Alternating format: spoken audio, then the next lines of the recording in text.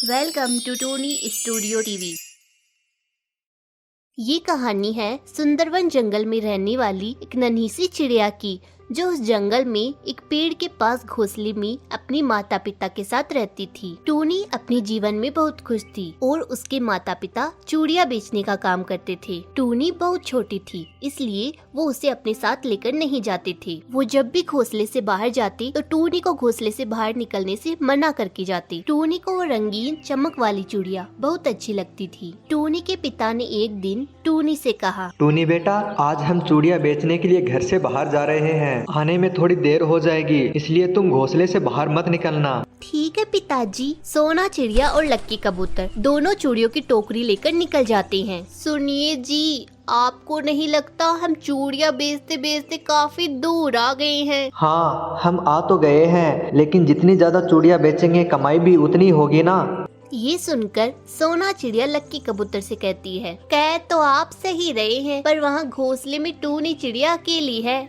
बस थोड़ी और चूड़ियाँ बेच लेते हैं, फिर वापस चलते हैं। थोड़ी देर बाद जब दोनों चूड़ियाँ बेचकर वापस आ रहे होते हैं, तभी अचानक से बहुत तेज बारिश होने लगती है। बारिश इतनी ज्यादा होती है कि वो दोनों छुपने के लिए कहीं नहीं जा पाते। तेज बारिश और ठंड के कारण दोनों की मौत हो जाती है। इधर टोनी चिड़िया घोंसले में अपने माता पिता का इंतजार कर रही थी। तभी अचानक इतनी तेज आंधी आती है कि टोनी चिड़िया जिस घोंसले में बैठी होती है वो टूट जाता है और वो नीचे गिर जाती है और रोने लगती है।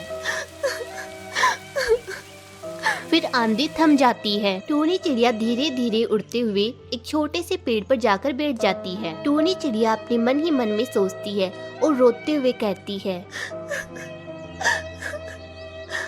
माँ पिताजी अभी तक आए क्यों नहीं?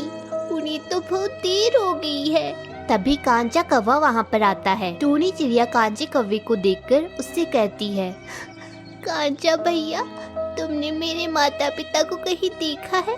वो चूड़ियाँ बेचने गए थे और अभी तक वापस नहीं आए।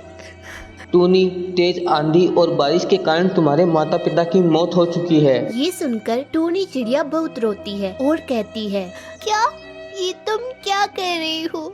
हे भगवान, अब मैं अकेली कैसे जीऊंगी? अच्छा होता आप मुझे भी इस दुनिया से उठा लेते।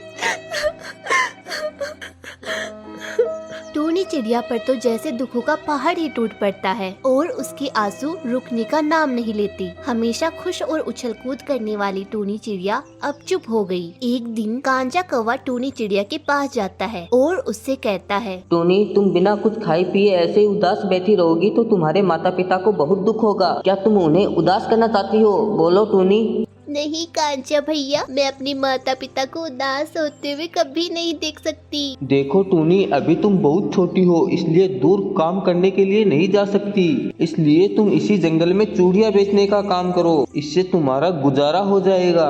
फिर टोनी चिड़िया ने चूड़ियाँ बेचने का काम शुरू कर दिया। टोनी छोटी थी, इसलिए ज्यादा चूड़ियाँ एक साथ नहीं ले जा सकती थी। वो थोड़ी थोड़ी चूड़ियाँ ले जाती और उन्हें बेचती। किसी दिन तो चूड़ियाँ बिक जाती और किसी दिन टोनी को ऐसे ही वापस आना पड़ता। कुछ दिन ऐसे ही बीत गए। अब टोनी चिड़िया को चूड़ियाँ कैसे बेची जाती है ये समझ आ गया था। धीरे धीरे जंगल में टोनी चिड़िया की चूड़ियों की तारीफ होने लगी, इसलिए टोनी खुश थी। पर उसी जंगल में रहने वाली चमेली कौवी को ये पसंद नहीं आया। चमेली कौवी दूसरी चिड़ियाओं से कहती है, टोनी की चूड़ियाँ तो बहुत खराब है, जल्दी टूट जाती हैं और चुभती भी हैं। चमेली कौवी ने टोनी की चूड़ियों की खूब बुराई करना शुरू कर दिया, पर इससे दूसरी चिड़ियाओं को कोई फर्क नहीं पड़ा और उन्होंने टोनी से चूड़ियाँ लेना नहीं छोड़ा। चमेली कौवी को ये देखकर बहुत गुस्सा आया और उसने गुस्से में टोनी चिड़िया के घोंसले में जाकर टूटी हुई चूड़ियाँ उसके खाने में मिला दी और वहाँ से चली गई। शाम को टोनी चिड़िया अपने घोंसले में आती है।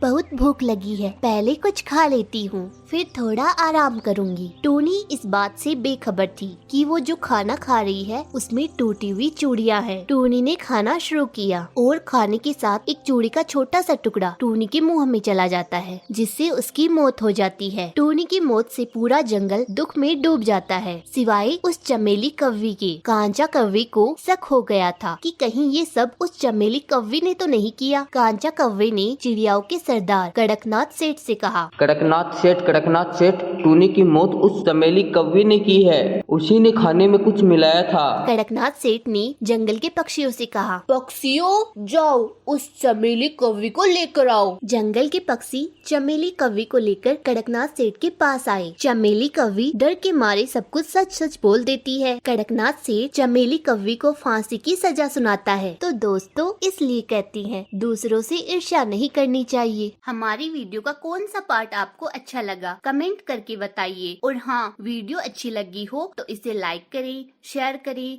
और हमारे चैनल को जरूर सब्सक्राइब करें। Thanks for watching.